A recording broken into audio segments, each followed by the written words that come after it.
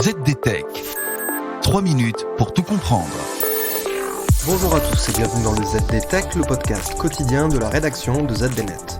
Je m'appelle Louis Adam et aujourd'hui, je vais vous expliquer comment les programmes de bug bounty peuvent parfois mal tourner.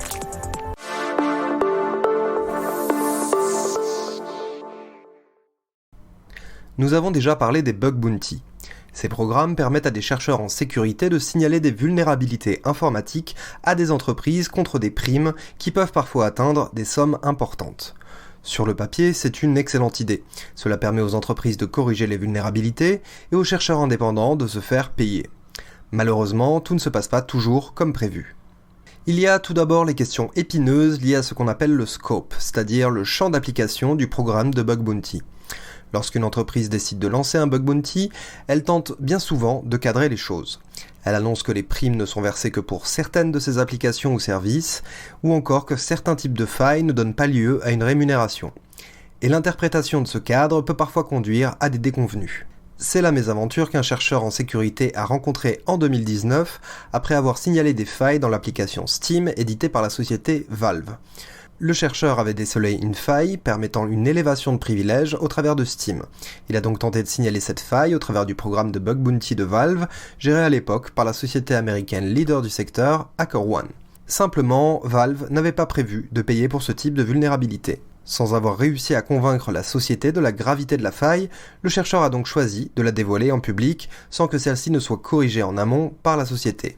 En réponse, Valve a banni le chercheur, provoquant un petit scandale dans la communauté de la sécurité informatique. Mais Valve a finalement fait amende honorable en réintégrant le chercheur à son programme, en corrigeant les failles découvertes et en modifiant le champ d'application de son bug bounty. Mais ça aurait pu être pire. Parfois les bug bounty sont utilisés pour dissimuler de vraies attaques. C'est plus ou moins ce qu'a tenté de faire l'ex-responsable sécurité d'Uber en 2016. À l'époque, 2 cybercriminels parviennent à accéder aux données de 57 millions de conducteurs et de passagers utilisant l'application.